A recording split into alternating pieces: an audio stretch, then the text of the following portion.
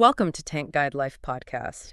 When you really stop and look at how the natural world operates, I think one of the most beautiful and honestly most ruthlessly efficient things about it is that nature rarely treats nutrients as waste. Right. Yeah, it just doesn't. Exactly. Like a forest doesn't just discard things, it moves them, it transforms them, and it uses them again. And today we are going to explore exactly how you can harness that incredible natural recycling engine right in your own living room. We are setting out on a complete beginner-friendly exploration of how to successfully grow terrestrial houseplants with their roots submerged directly in freshwater aquariums. And it fundamentally changes how you look at the glass box in your living room. Yeah. Because we spend so much time in the aquarium hobby thinking about how to clean our tanks, right? Like how to chemically neutralize waste, how to scrub things perfectly pristine. Oh, totally. We're obsessed with cleaning. Yeah, but when you introduce terrestrial plants into the equation, you're forced to, you have to stop viewing fish waste as an enemy. Right. You start seeing it as a vital resource. It shifts your entire paradigm from being an aquarium janitor to an actual ecosystem manager. I love that. Ecosystem manager. That is the perfect way to frame it. And I want to set the tone right out of the gate here for you, the listener. We're going to keep this warm. We're going to dive deep into the actual science of how this works. And this conversation is going to be entirely free of gatekeeping. Absolutely. So whether you are setting up your very first 10-gallon tank with a single bed of fish, or, you're managing a massive multi-tank fish room with automated sumps, this is for you. But we do need to set a boundary right now. While growing a massive, lush Monstera plant out of the top of your tank looks like absolute magic, we are not going to hype this up as some kind of miracle filter. Please, no miracle filters. Right, because the internet loves to claim that if you stick a Pothos vine in your water, you can just throw away your siphon and never do a water change again. Which is terrifying. It's a myth, and it's a really dangerous one for your fish.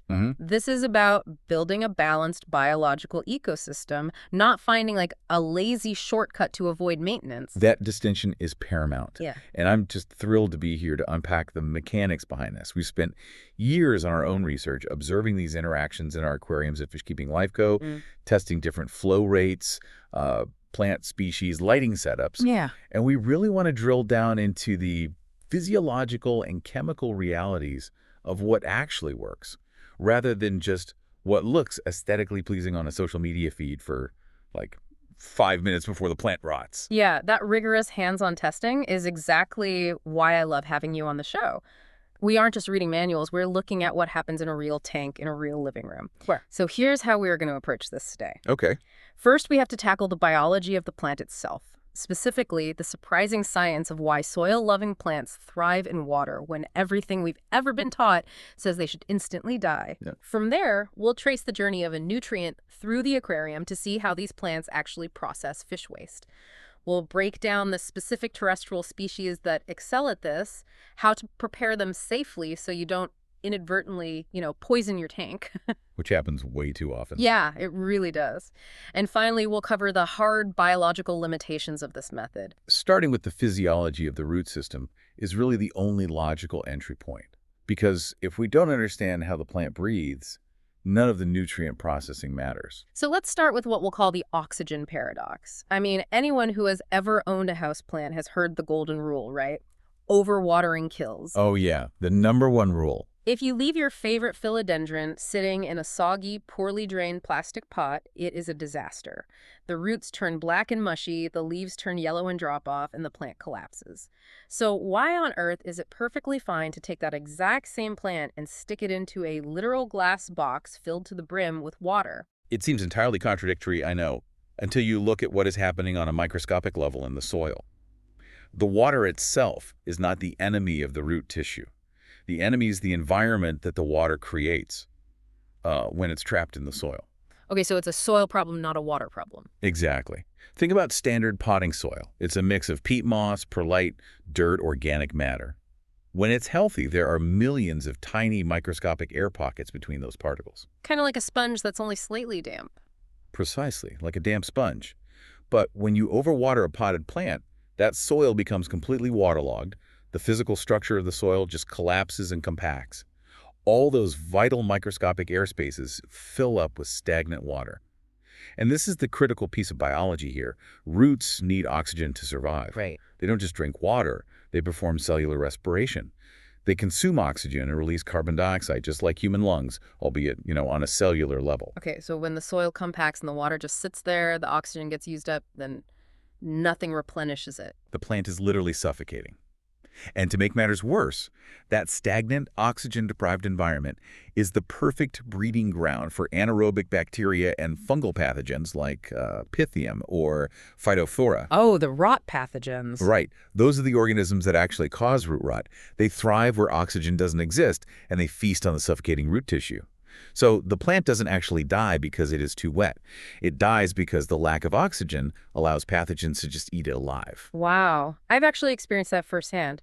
I once repotted a plant in a pot without drainage holes, and when I finally pulled it out weeks later, the smell was horrific. Oh, the sulfur smell. Yes! It smelled like rotten eggs, which I later learned was hydrogen sulfide gas, which is a direct byproduct of those anaerobic bacteria having a field day.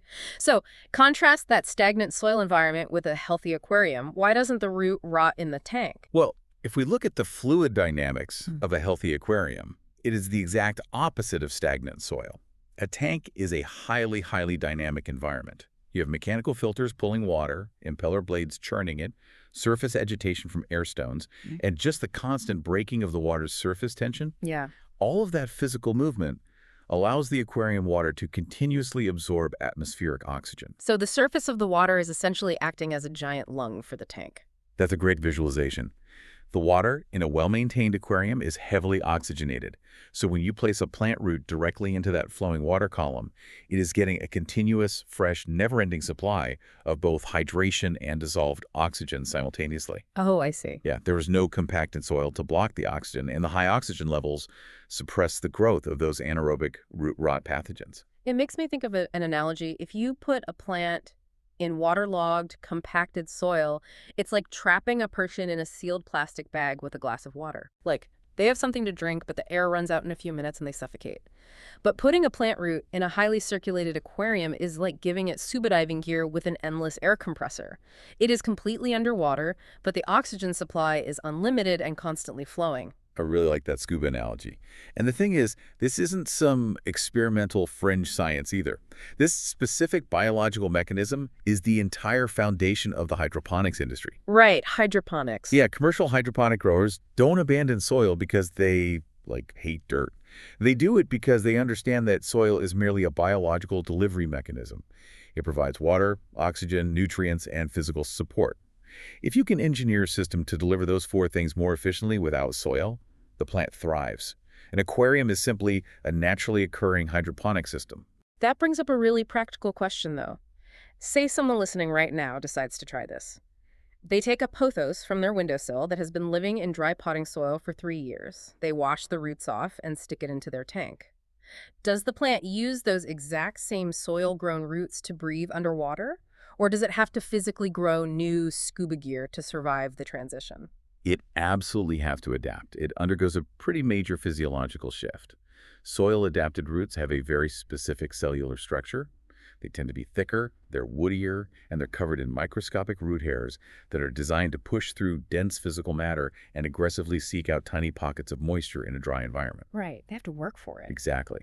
But when you submerge those soil roots into a liquid environment, many of them are simply not equipped to efficiently absorb dissolved oxygen from water. So they basically become obsolete. Essentially, yes. Okay. It is incredibly common, and totally normal, by the way, for a significant portion of those older terrestrial roots to die back and slough off when you first put the plant in the aquarium. Okay, that's good to know. The plant detects the environmental shift and immediately begins expending energy to grow new, water-adapted roots. I've noticed that in our own tanks, the new roots look entirely different. They're often pure white, very fine, and they branch out almost like a delicate feather duster rather than a thick carrot. Yes, those water roots often develop specialized tissue called parenchyma.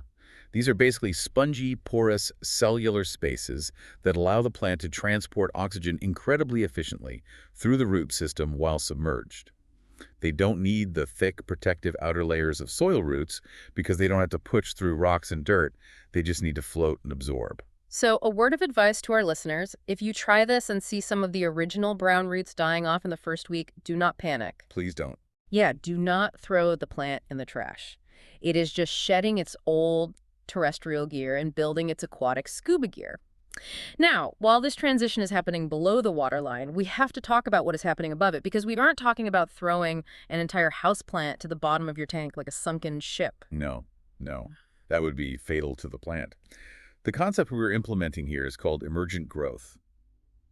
True aquatic plants, species like Java fern, Anubias, or Amazon swords, they have evolved over millions of years to survive entirely underwater. Right. Their leaves lack the waxy cuticle layer that terrestrial plants have, and their cellular structure is designed to extract dissolved carbon dioxide directly from the water column for photosynthesis. Which is actually a very difficult way for a plant to get CO2, right? It is incredibly difficult. Carbon dioxide diffuses through water about 10,000 times slower than it diffuses through the air. Aquatic plants have to work incredibly hard to get the carbon they need to grow. Terrestrial houseplants do not have those aquatic adaptations. If you fully submerge the leaves of a philodendron, they cannot physically extract enough CO2 from the water, and they cannot properly regulate gas exchange. The leaves will simply drown, turn yellow, and rot.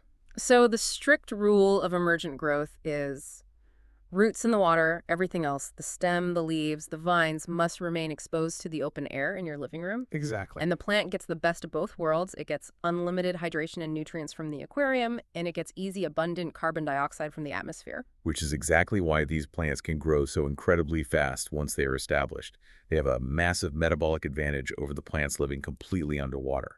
Okay, now that we understand how the roots breathe and adapt without rotting, we need to talk about what they're actually doing down there. What are they eating? Because there is a very persistent, very unglamorous myth in the aquarium hobby. People look at these massive root systems and assume the plant is acting like a vacuum cleaner, directly sucking up solid fish poop from the gravel. Oh, I hear that all the time. Yeah. That is probably the most pervasive misunderstanding of how botanical filtration works. Plants do not have stomachs. They do not consume solid matter. Right. To understand the actual chemistry of what the houseplant is doing, we have to trace the journey of a nutrient, starting from the moment you feed your fish. Let's track it. So I walk up to my tank, and I drop a pinch of high-quality protein flakes into the water. The cycle begins. The fish consumes that flake food. It metabolizes the proteins to grow and sustain itself, and it excretes the excess. Now, the solid waste, the visible debris that settles on your substrate, is only a fraction of the story. The real issue is the invisible waste. The invisible waste. Yeah, fish excrete a massive amount of ammonia directly from their gills as they breathe. Furthermore, that solid waste on the gravel, along with any uneaten food or decaying aquatic plant matter, begins to break down through bacterial decomposition, releasing even more ammonia into the water. And ammonia, chemically speaking, is NH3. It is highly, highly toxic to aquatic life. Even at tiny concentrations, it burns the gills of the fish, damages their internal organs, and will eventually kill them. It is lethal. Yeah. And in a closed ecosystem like a glass tank, that ammonia has nowhere to go. This is where the biological filtration of the aquarium takes over. This is the nitrogen cycle. Right. In a healthy, mature aquarium, and by the way, for anyone struggling with this phase of setting up a tank, we have a very detailed cycling coach tool available on the tank guide to walk you through it. You cultivate colonies of beneficial, nitrifying bacteria. These bacteria live on the porous surfaces in your filter media, in your sponge filters, and in your gravel. They are the unseen heroes of the hobby. They really do all the heavy lifting.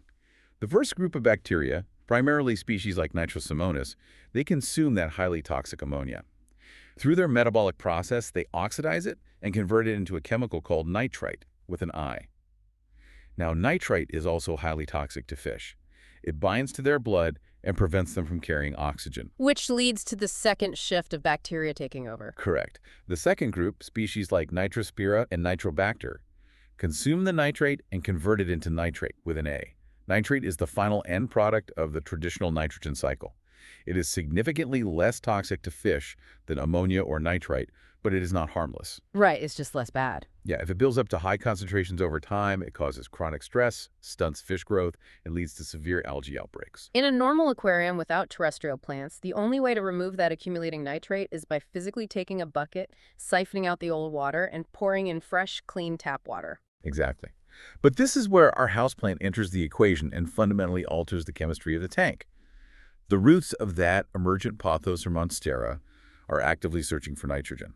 It is a primary macronutrient, essential for plant survival. They use it to synthesize amino acids, dual proteins, and most importantly, to create chlorophyll, the green pigment required for photosynthesis. So the plant looks at that accumulating nitrate not as a toxin, but as a five-star meal. It is the perfect fertilizer. Now, it's worth noting that plants can and do absorb some ammonium directly. Ammonium being the slightly less toxic ionized form of ammonia that exists in tanks with lower pH levels. Okay. If a plant absorbs ammonium, it actually saves metabolic energy because it doesn't have to convert the nitrate back down to use it. But in a fully cycled tank, the bacteria usually process the ammonia into nitrate so rapidly that nitrate becomes the primary nitrogen source available to the plant. The root system acts as a massive biological sponge, pulling that dissolved nitrate directly out of the water column. It's a beautiful system. The fish provide the raw biological material. The bacteria act like a factory, refining that material into a usable product, and the plant consumes the final product. In ecological terms, we call this a source-sink dynamic. The aquarium environment, the fish and the bacteria, is the constant source of nitrogen. The rapidly growing houseplant is the sink. And this brings us to the formal term for what we are doing: biological nutrient export. Okay, let's pause right there because I want to challenge that word export because I think people hear that and assume the nutrients just like vanish into the ether. They definitely don't. Let's say I put a syngonium cutting in the back of my filter. It roots, it thrives, I never touch it. A year goes by, the plant is massive, vines are taking over the wall behind the tank. Eventually, because it's a living thing, older leaves near the base start to turn brown, die, and fall off. If those dead leaves fall straight back into the aquarium water and sink to the bottom, am I actually exporting anything, or have I just created a temporary biological storage unit? You have hit on the most critical, most frequently ignored law of this entire process. You cannot cheat the conservation of mass. The nitrogen did not vanish. The plant physically took the dissolved nitrogen from the water and used it to build the solid cellular tissue of its stems and leaves. The nutrient is physically locked inside the plant. It's trapped in the green foliage. Yes. So if a leaf dies, falls into the water, and begins to rot, fungal and bacterial decomposition break down that plant tissue. All of that stored nitrogen is converted right back into ammonia, released into the water, and the entire cycle starts from zero. You haven't exported anything, you merely delayed its release. Wow. So how do we actually export the nutrients then? The actual moment of filtration, the true permanent removal of nitrogen from your aquarium ecosystem, happens the moment you take a pair of pruning shears and physically cut a vine off the plant. Oh. When you trim 3 feet of overgrowth and throw it in your garden compost or propagate it in a separate vase in another room, that is biological nutrient export. Pruning is the engine that makes this work. That is a massive light bulb moment. The plant isn't the filter. The growth of the plant, combined with the human act of pruning, is the filter. Which naturally leads us to the reality of timelines. Because if the plant has to physically generate new tissue to lock away these nutrients, we need to be incredibly honest about how fast this actually happens. Managing expectations is vital here. In our research labs and display tanks at FishKeepingLifeCo, we ran a dedicated project specifically to track nitrate reduction using various terrestrial species. We really wanted to see what the data actually looked like in functioning, populated aquariums, rather than sterile hydroponic lab environments. And what we found really shattered that instant gratification myth that you see pushed in online forums. People will stick a tiny 3-leaf cutting into their tank on a Tuesday and wonder why their nitrate test kit hasn't dropped to 0 by Friday. It is a biological impossibility. Based on our observations, we established a baseline that we call the 2 to 3 month rule. 2 to 3 months. Yes. When you introduce a new cutting, or even a pre-rooted plant, to an aquarium, it is not going to put a measurable dent in your nitrate levels for several weeks, and often not for 2 to 3 months. Because, as we discussed earlier, it is spending all its energy changing into its scuba gear. Exactly. The metabolic priority of the plant is sheer survival.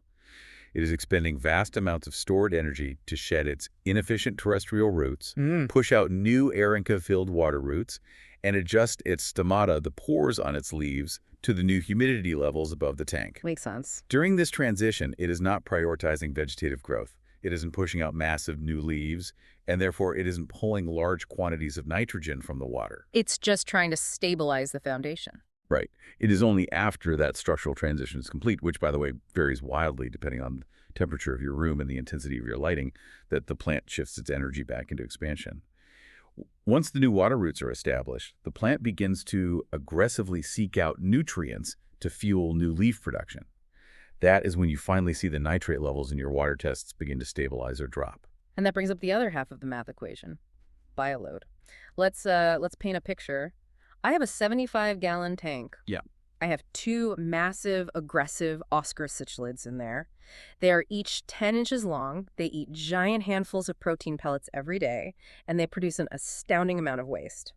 If I clip one little heartleaf philodendron cutting to the rim of that tank, what impact is that plant having? In that specific scenario, statistically zero. The rate of nitrate accumulation in your aquarium is driven by the bioload, the mass of your fish, their metabolic rate, and the volume of food you're putting into the system. A heavy bioload produces ammonia and subsequent nitrates at a phenomenal speed. Yeah. A single small plant cutting, even if it is growing optimally, simply cannot synthesize tissue fast enough to absorb that volume of nitrogen. It is a simple mathematical mismatch between the source and the sink. It's like trying to bail out a flooding rowboat with a... With a teaspoon. Yes, a teaspoon. I mean, theoretically, yes, the teaspoon is removing water. You are actively doing something. But the hole in the boat is letting in 10 gallons a minute. You are going to sink. The plant is the teaspoon. But to keep that heavy bioload tank healthy, you still absolutely need a bucket. That bucket being your regular physical water changes. I cannot stress this enough, and it is a core philosophy we try to teach on the show. Houseplants supplement water changes. They do not replace them. Even if you manage to grow a literal jungle above your tank and your test kit reads 0 nitrates every single week, you still have to change the water. Why? What else is in that water besides nitrate? So many things that a plant cannot fix. First, fish excrete growth-inhibiting hormones and pheromones into the water. If those build up, your fish will suffer stunted growth and suppressed immune systems. Plants do not absorb those complex hormones. Wow, okay. Second, there are dissolved organic compounds, or DOCs, from decaying food that turn the water yellow and degrade water quality.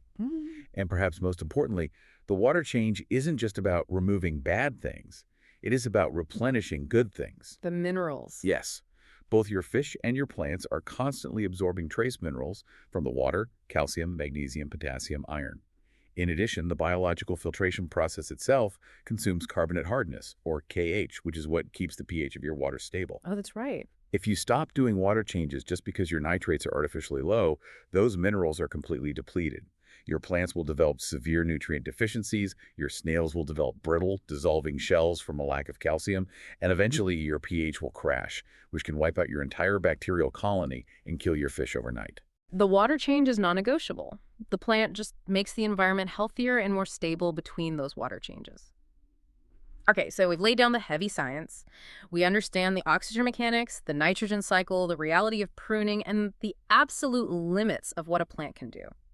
Now, for the fun part. Yes. Which plants are actually worth the effort? Because you can't just go out to your yard, hack off an oak branch, and jam it in your filter. You definitely cannot. You need species that have a genetic predisposition to thriving in constantly wet root environments.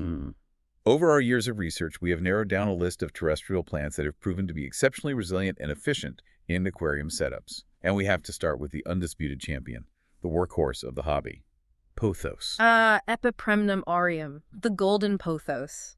It is basically the golden retriever of the houseplant world. It is incredibly eager to please, it's friendly to beginners, and it is almost impossible to kill unless you actively try. Pothos is extraordinary because it evolved in the understory of tropical forests, specifically originating in the Solomon Islands.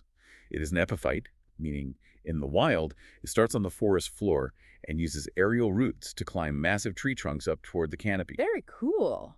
Because of this evolutionary background, it is genetically programmed to grow incredibly fast to reach the light, and is highly adaptable to both low light and bright indirect light. And what does its root system look like underwater? It develops a massive, dense, fibrous root system very quickly.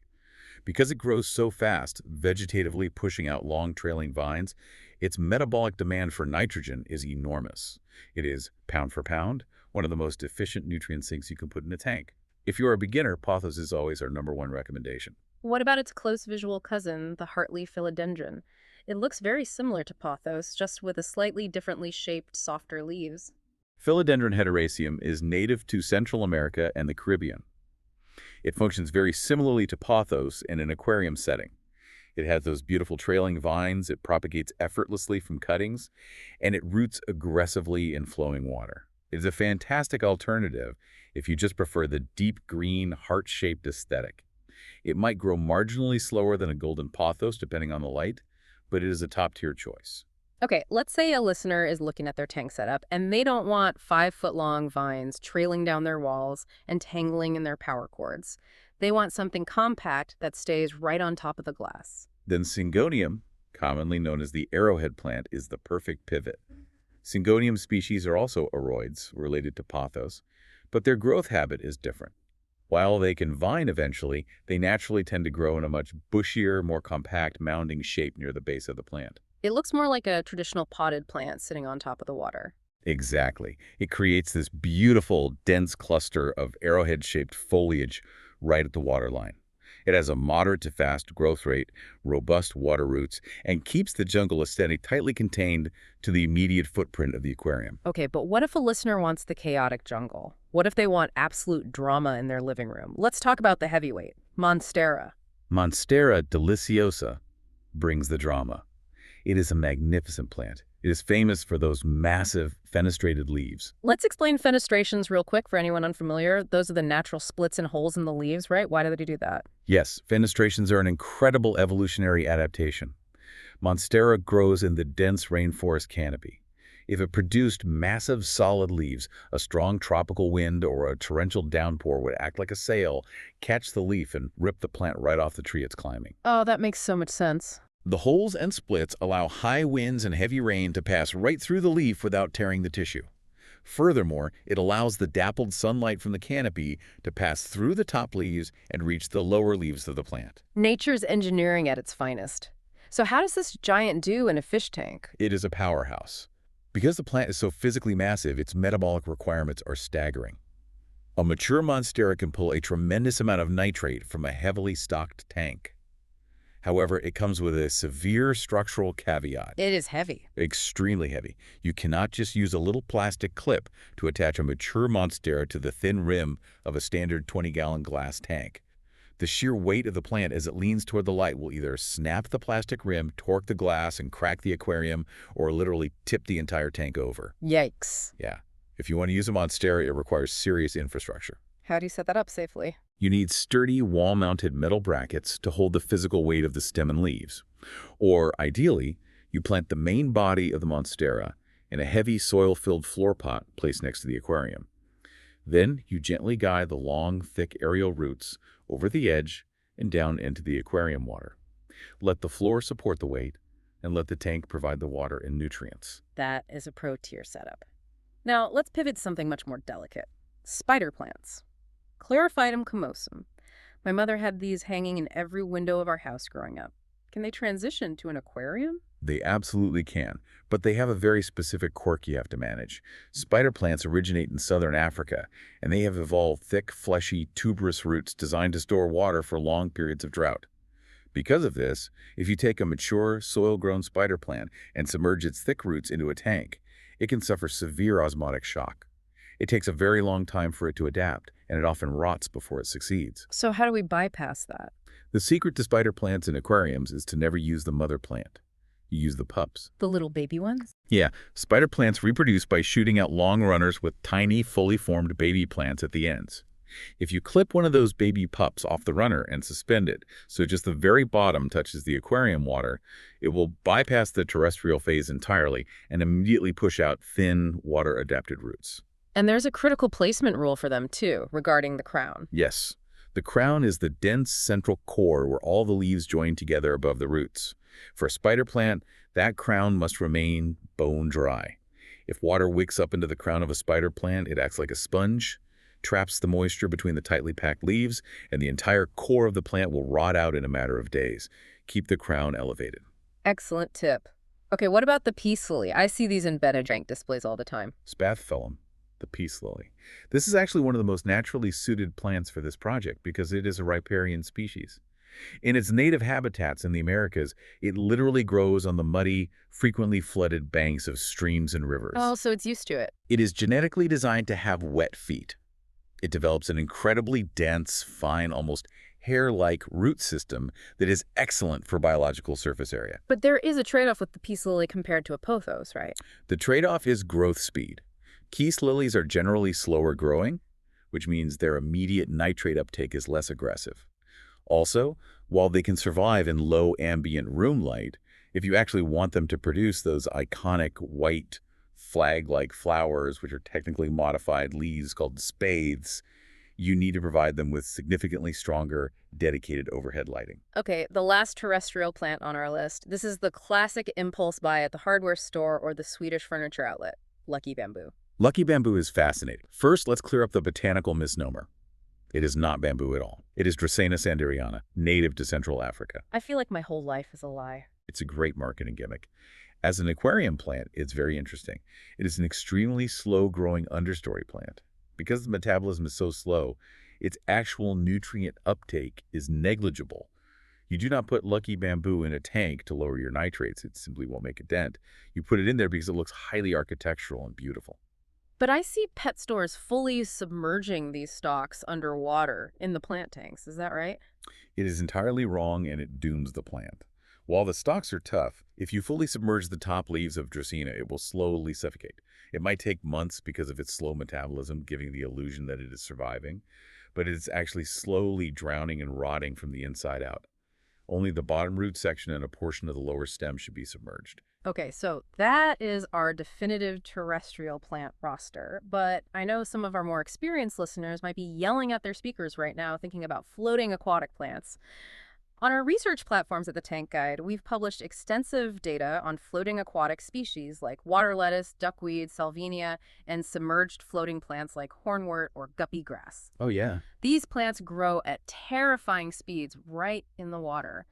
So why would a listener go through the hassle of rigging up a terrestrial houseplant when they could just toss a handful of duckweed into their tank and achieve massive nitrate reduction? It is an incredibly valid question. From a purely mathematical standpoint of nitrate removal, floating plants like duckweed are arguably superior to terrestrial houseplants. They have access to the same unlimited atmospheric carbon dioxide because they float on the surface, but their cellular structure allows them to multiply at staggering rates. Duckweed can literally double its entire biomass every 24 to 48 hours under good light. So why not just use duckweed? Why bother with a philodendron? Because of the maintenance lifestyle it forces upon you. That hypergrowth comes with a heavy cost. If duckweed doubles every 2 days, it will completely blanket the entire surface of your aquarium in a matter of weeks. When that happens, it forms a dense, impenetrable green mat.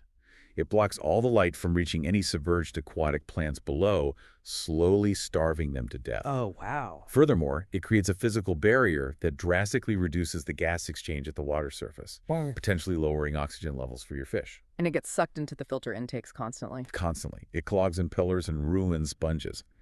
To manage duckweed, you have to be aggressively harvesting it, scooping out large handfuls with a net every single week. Using a terrestrial houseplant like a pothos or a syngonium gives you a completely different visual aesthetic, a vertical structural garden above the tank, and it operates on a much slower, more manageable timeline. Right. You might only need to prune a houseplant once every few months. It is a choice between frantic, weekly aquatic weeding or calm, seasonal terrestrial pruning. That perfectly frames the choice. It is about matching the biology to your personal maintenance style. Okay, so let's say our listener has made their choice. They drove down to the local garden center, they picked out a lush, beautiful syngonium, they bring it home.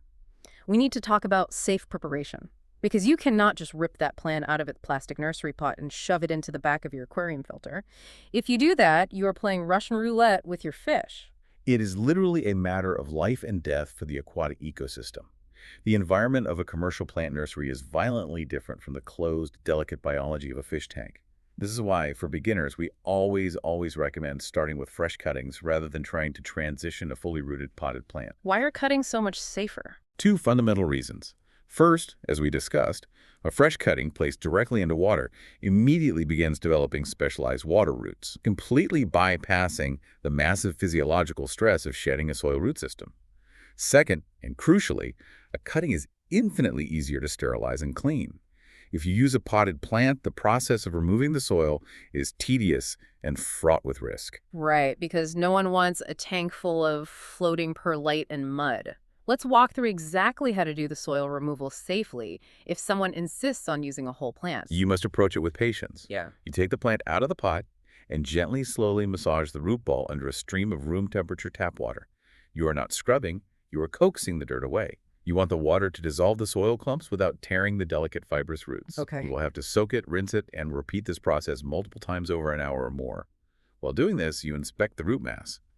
Take sterilized scissors and cleanly snip away any roots that are black, mushy, or smell sour. I remember the first time I did this, I was so paranoid about introducing dirt into my pristine tank that I was practically scrubbing the roots with a tooth mesh.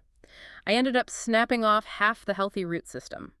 If I leave just a tiny speck of soil in the center of the root ball, is it going to crash my tank? It's better to leave a tiny, stubborn speck of plain potting soil than to violently destroy the structural integrity of the root system. A little bit of dirt might cloud your water for 24 hours, but your mechanical filter sponge will catch it. The physical dirt is not the real danger here. This is the scary part. What is the hidden danger in that soil? The hidden danger is the cocktail of chemicals the commercial nursery pumped into that soil. Store-bought plants are subjected to heavy regimens of systemic pesticides, chemical fertilizers, fungicides, and aerosol leaf shines to make them look glossy and perfect on the retail shelf. Let's break down the word systemic because that is the key word here. Systemic means it is not just on the outside, it is inside the plant. Exactly. A topical pesticide is sprayed on the leaves and can usually be washed off. A systemic pesticide, like imidacloprid, is drenched into the soil. The roots absorb the chemical, and the plant's vascular system transports it into every single cell, the stems, the leaves, the sap. The plant itself becomes highly toxic to any insect that tries to bite it. And the problem is, while that kills a fungus gnat in a greenhouse, it does something horrifying in an aquarium. How do these chemicals leach out? Even if you wash every single grain of soil off the roots, the plant tissue itself is still loaded with the systemic toxin. When you submerge those roots into your tank, osmosis and cellular degradation occur as the plant transitions. The plant begins to naturally leach small amounts of those systemic chemicals directly into the water column. These chemicals are neurotoxins designed to kill invertebrates. Which means your shrimp and your snails. It is a massacre for invertebrates. A leached systemic pesticide will wipe out a colony of cherry shrimp, Amano shrimp, or mystery snails in hours. And at higher concentrations, or with certain fungicides, it can severely damage the gills of your fish. So how on earth do we protect the tank if we buy a plant from a big box store? The absolute safest route is to only take cuttings from houseplants that you or a trusted friend have owned for over a year and have grown organically without chemicals. If you absolutely must use a brand new store-bought plant, you must quarantine it. Just like we quarantine new fish. Exactly. You wash the roots bare, and then you place the plant in a separate glass vase filled with plain dechlorinated tap water. Place it near a sunny window and leave it there for several weeks. You need to dump and change that vase water every few days. This prolonged aquatic quarantine gives the plant time to metabolize, flush out, and leach those systemic chemicals into a safe container far away from your delicate aquarium ecosystem. Do not rush this step. That is an incredibly vital protocol. Okay, so we've run the gauntlet. The plant is clean, it is quarantined, it is safe. Now, where exactly does it go? We have tested a myriad of setup methods on the tank guide, and some are definitively better than others. Let's talk about root wrangling and hardware. The physical placement and containment of the plant is the most important factor for long-term, low-stress success. Hands down, the best method we have utilized is dedicated plant holders or baskets that attach to the rim of the tank. You can buy commercial acrylic ones that use suction cups or rim clips, or you can use custom 3D printed holders. A quick safety note on 3D printing. If you or a friend are printing these, you must ensure the filament used is aquarium safe. Standard PLA plastic is generally fine and will biodegrade very slowly over years, but PTG plastic is vastly superior for aquatic use. It doesn't break down in water and is chemically inert. Avoid any filaments with weird chemical dyes, glitter, or flexible additives that could leach plasticizers. Excellent point. The reason these dedicated holders are vastly superior to any other method is containment and elevation. The basket design ensures that the sensitive crown of the plant is held securely in the air, preventing rot. Furthermore, it physically contains the bulk of the root mass within a slotted cup. The roots can grow through the slots into the water, but the core mass is controlled. Oh, that makes maintenance so easy. When it is time for your monthly maintenance, you literally just lift the entire basket out of the water, take your scissors, trim the long roots, and drop it back in. It is clean, it is predictable, and it keeps the roots away from your equipment. Now, contrast that with a very popular method I see constantly on social media, the hang-on back filter method. People will just pop the plastic lid off their AquaClear or Tidal filter and stuff, a huge handful of Pothos cuttings right in with the sponge and the bio rings. We tested this extensively because it looks so convenient, though we found it to be highly problematic, if not dangerous, in the long term. Yes, the plant will grow explosively in a hang-on back filter because that chamber has the highest flow and the highest oxygen concentration in the entire tank. But that explosive growth is the exact problem. Right. Roots are aggressive. They will weave themselves completely through your mechanical sponge, making it impossible to clean without ripping the plant apart. They will grow into the pores of your ceramic biomedia. But the true danger is the filter's motor. Hang-on back filters use a magnetic impeller, a small spinning magnet with plastic blades sitting inside a hollow plastic cavity. And roots are naturally drawn to flow. The fine root hairs will grow down into that impeller cavity. All it takes is one strong, fibrous root wrapping around the spinning impeller shaft, and the motor will bind and seize. The water flow stops completely. Yikes. If you don't notice it immediately, your biological filtration crashes, your tank loses oxygenation, and the friction from the seized motor can actually cause the filter pump to overheat and burn out. It is exactly like letting a puppy play with the power cord of a running vacuum cleaner. It might look cute and be totally fine for 5 minutes, but it is a disaster waiting to happen. The tangled mess is inevitable. It really is. Another common approach involves glass aquarium canopies, specifically the ones that have a removable plastic strip across the back edge, often called versatops. Right. People will take a utility knife and cut little custom holes in that plastic strip to thread the plant stems through. Cutting the plastic strip works very well for holding the plant upright. The issue here is what happens underneath. Because the roots aren't contained in a basket, they drop straight down into the water column. Over a few months, they will inevitably weave themselves into your hardscape. They will wrap around your driftwood, root into your substrate, and strangle your submerged aquatic plants.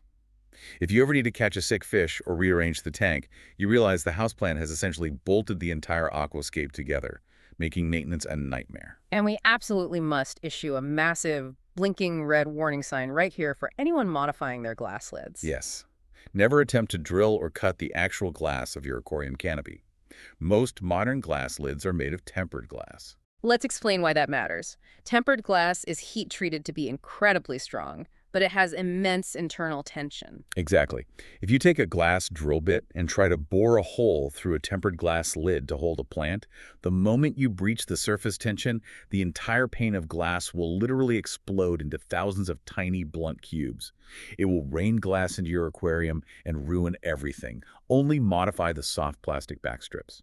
Finally, what about sumperfugiums? For the listeners with larger drilled tanks with cabinet filtration below. Sumperfugiums are excellent. You can dedicate an entire chamber of your sump to housing massive amounts of pothos or peace lilies. You use a grow light mounted under your cabinet, and it acts as a massive, hidden biological filter. The main display tank stays looking pristine and uncluttered. The only drawback to a sump is the out-of-sight, out-of-mind factor. Because the plants are hidden behind wooden doors, a sudden pest infestation on the leaves, a stalled growth phase, or a massive root die-off might go entirely unnoticed until your tank parameters start acting weird. It requires disciplined, active monitoring. Okay, so the plant is prepped safely, it is secured in a proper 3D printed holder, and the roots are away from the impeller. But setting the hardware up is only half the battle.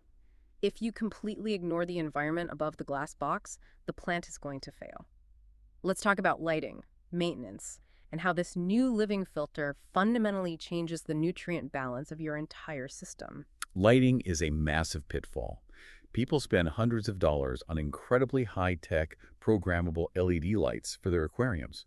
They point these powerful lights straight down, illuminating the water perfectly, and they assume the houseplant perched on the rim is going to thrive. But the physics of light are simple. An aquarium light pointing down does absolutely nothing for the leaves pointing up. Right, you are blasting the roots with light, which might actually just cause algae to grow on them, but the solar panels of the plant, the leaves are sitting in the dark above the fixture. Precisely. And this ties back to the core mechanism we discussed earlier, the rule of biomass export. If the plant does not receive sufficient light, its metabolism slows to an absolute crawl. If it isn't growing, it isn't pulling nitrogen from the water. No light equals no growth, and no growth equals zero filtration benefit. So how do you diagnose if your plant is starving for light? Because a lot of people just rely on whatever ambient room light is coming from a window across the room. You have to learn the botanical signs. The most obvious indicator is called etiolation, or stretching. If you look at a pothos vine, there is a specific distance between each node where a leaf emerges. If the plant is starving for light, it will start producing long, spindly, stretched-out sections of bare vine between leaves as it desperately reaches out, trying to find a stronger light source. The plant is literally sacrificing leaf production to gain length. Exactly. Other signs include pale, yellowish new growth, a loss of variegation, meaning your beautifully striped leaves turn solid, dull green, or a complete stall where the plant just stops doing anything for months. If you see these signs, you cannot rely on ambient room light. You will need to install a dedicated, full-spectrum plant grow light suspended from the ceiling or clamped to a shelf specifically pointed down at the houseplant foliage. Now let's talk about the chemistry shift inside the tank when this houseplant actually does start thriving, because it completely changes the game for the other plants living underwater, right? It changes the game drastically. Yeah. We refer to this dynamic as nutrient competition. And it brings us back to Liebig's law of the minimum, which states that growth is dictated not by total resources available, but by the scarcest resource.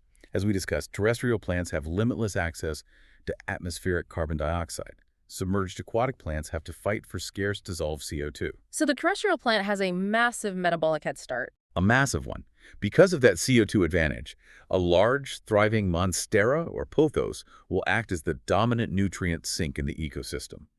It will aggressively and rapidly strip nitrates, potassium, iron, and trace minerals completely out of the water column, vastly outpacing your submerged Amazon swords, cryptocoreans, or Java ferns.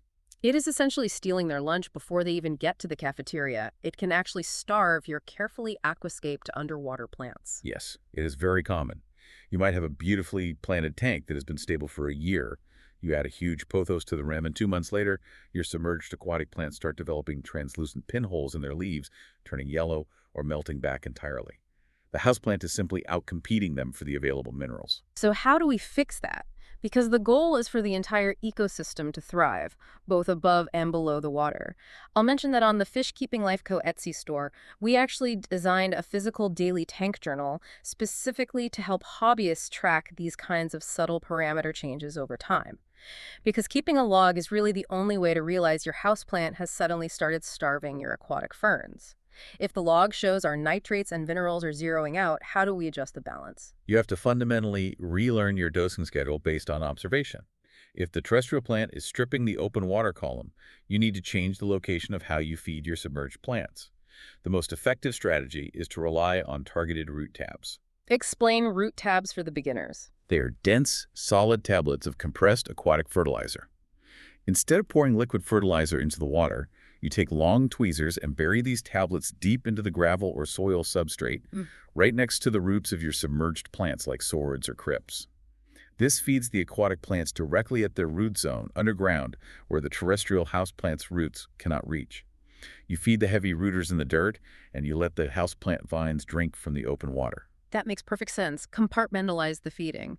But what if we do need to boost the open water column for plants like Java fern that don't bury their roots?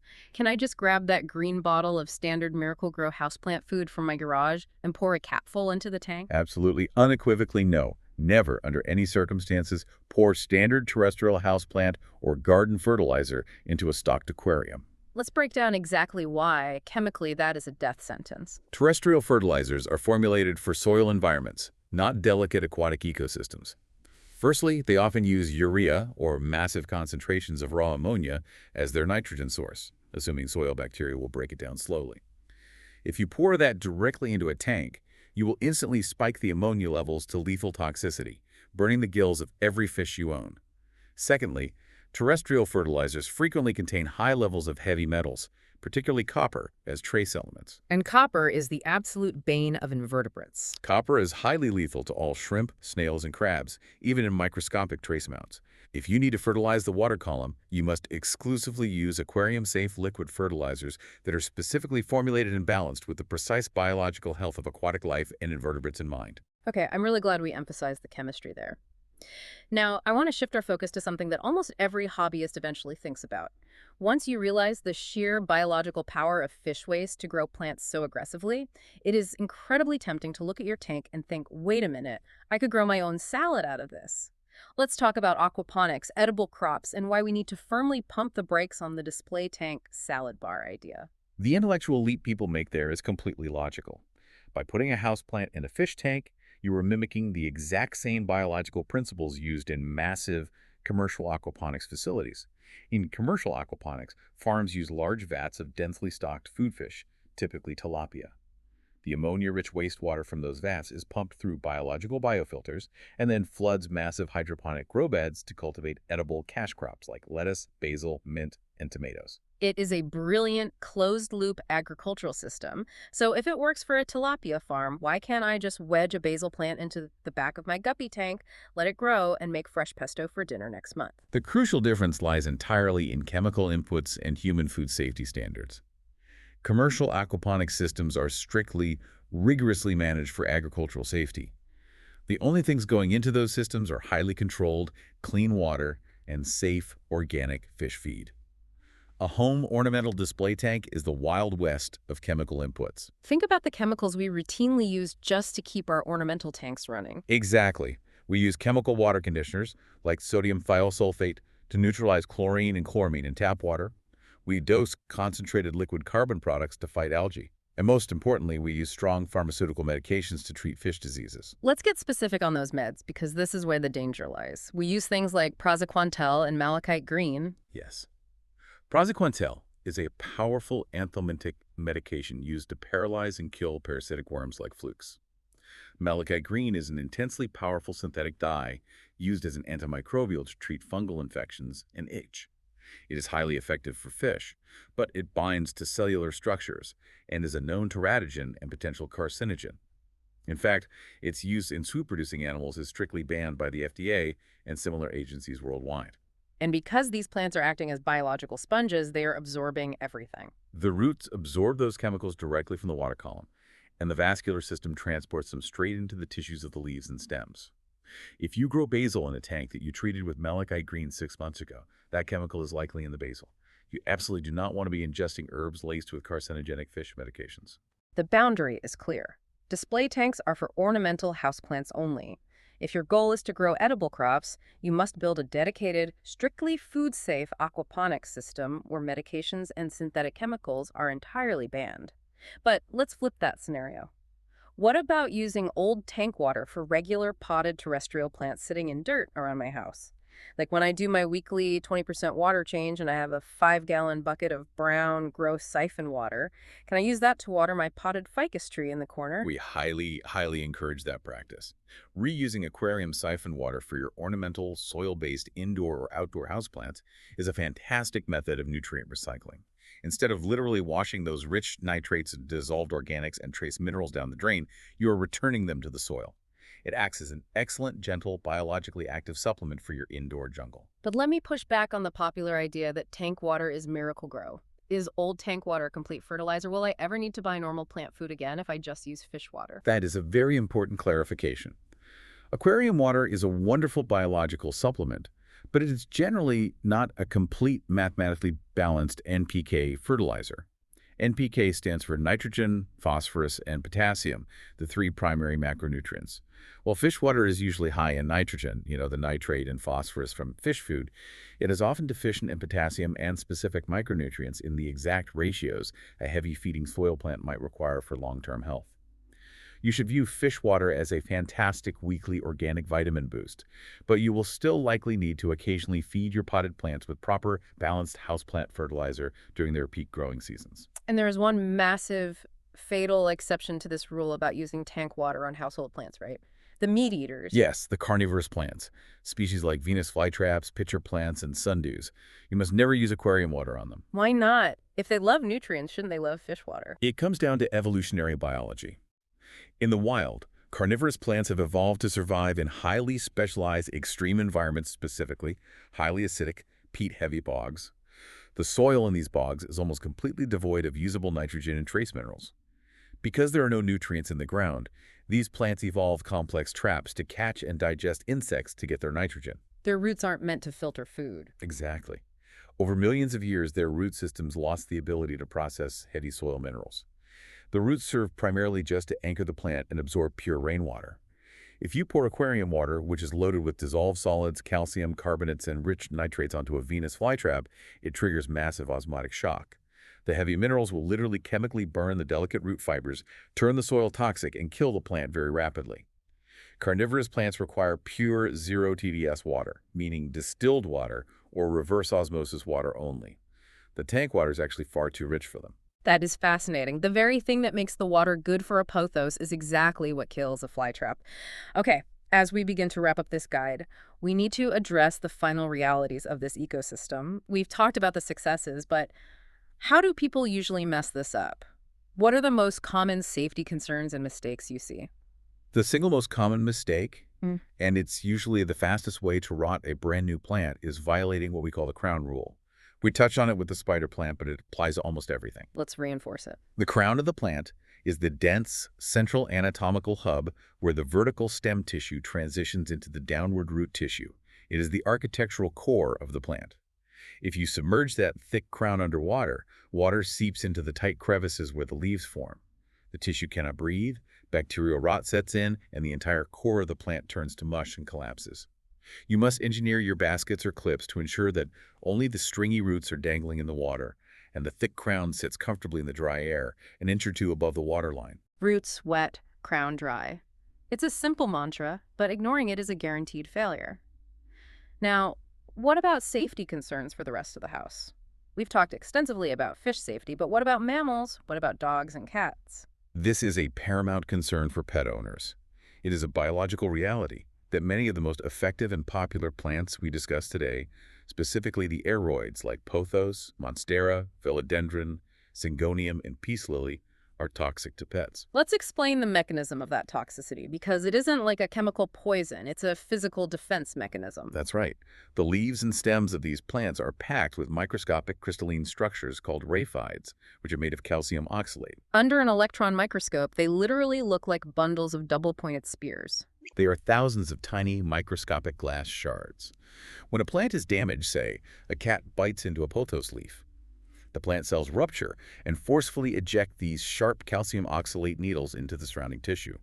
If a dog or cat chews the plant, those microscopic needles physically embed themselves deep into the delicate mucosal tissues of the animal's mouth, tongue, throat, and esophagus. Which causes an immediate, agonizing reaction. It causes severe burning pain, massive localized swelling, excessive drooling, and difficulty swallowing.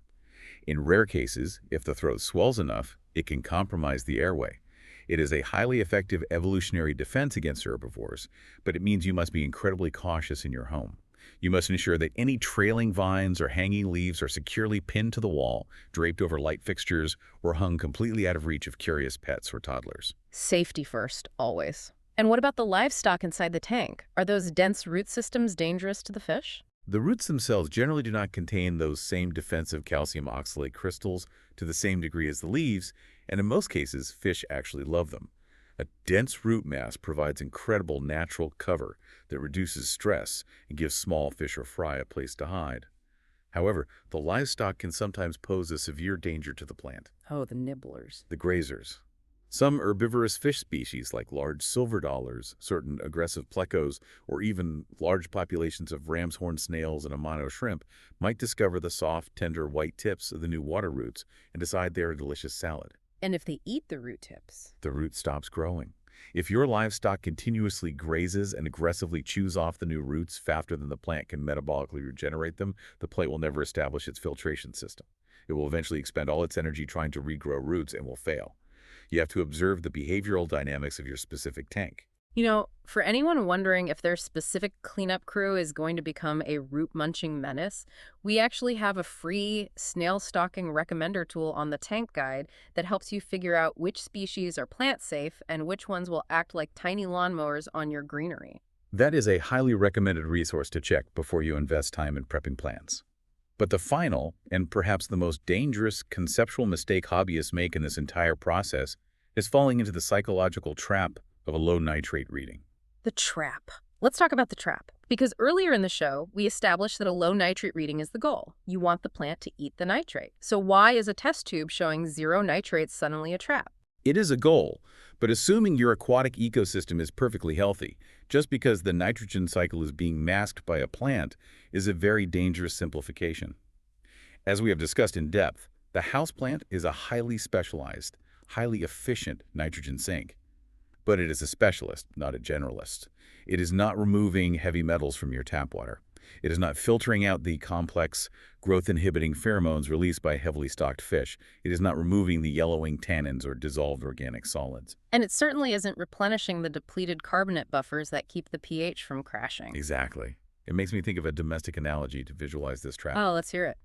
Relying purely on a massive Monstera plant to keep your tank clean is like, what? It is like using an incredibly strong industrial-grade air freshener in a dirty, heavily cluttered room. You walk into the room, take a deep breath, and the air smells fantastic. That is your low nitrate reading. Because the air smells good, you psychologically trick yourself into thinking, the room is perfectly clean. But if you actually look around, there is still mud on the floor, the trash can is overflowing with physical garbage, and the windows are coated in grime. The room absolutely still needs to be physically cleaned. The air freshener drastically improved the atmosphere, but it didn't take out the trash. That is exactly right. A low nitrate reading is a wonderful confirmation that your biological nutrient export is functioning correctly, but it does not excuse you from your fundamental role as the caretaker of the ecosystem. You must still perform your regular volume water changes. You must still rinse your mechanical filter sponges to remove solid debris.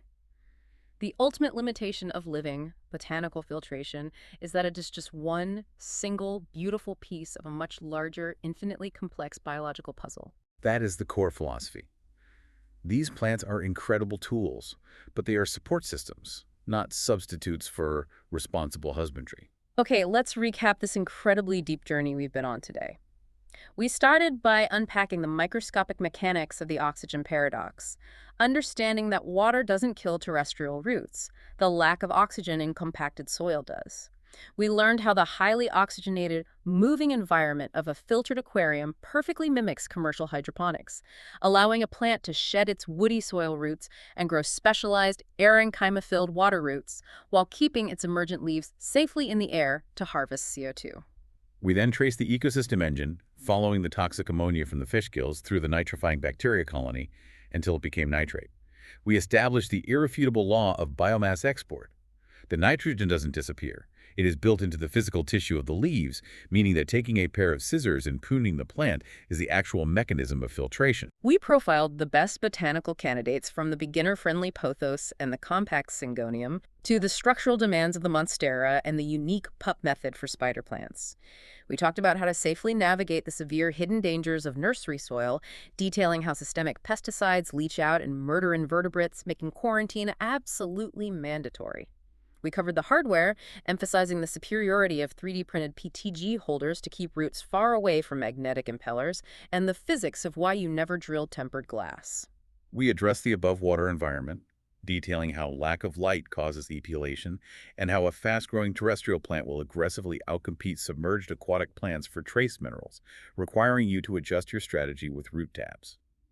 We established the firm boundary against growing edible aquaponic crops in chemically treated display tanks and explained the osmotic shock that makes aquarium water lethal to carnivorous bog plants. And most importantly, we managed our expectations.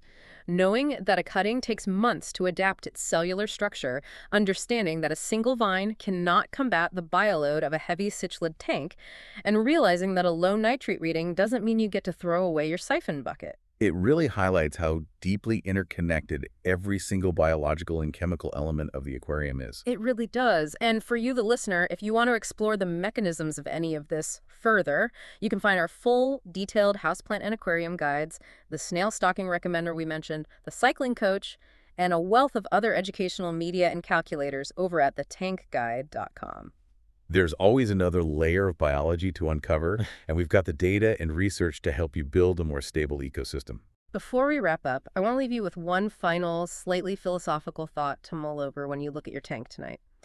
By bridging the harsh boundary between the water in your glass tank and the dry air in your living room, you are doing something profound. You are essentially recreating a riparian zone. In the natural world, the riparian zone, the riverbank where the water meets the land, is the single most biologically diverse, chemically active, and ruthlessly efficient ecosystem on planet Earth. It is the transition zone where the magic happens. By adding terrestrial houseplants to your aquatic setup, you aren't just decorating a glass box with pretty green leaves. You are engineering a complex, multi-layered environment. You are fundamentally upgrading your title from aquarium janitor to ecosystem manager. And it makes you wonder, what other natural boundaries and ecosystems can we recreate in our living rooms if we just understand the biology? That is a wonderful, challenging perspective to take away. Thank you so much for joining us in the tanks today. Keep asking questions, keep observing your ecosystems, and we'll see you next time on the show.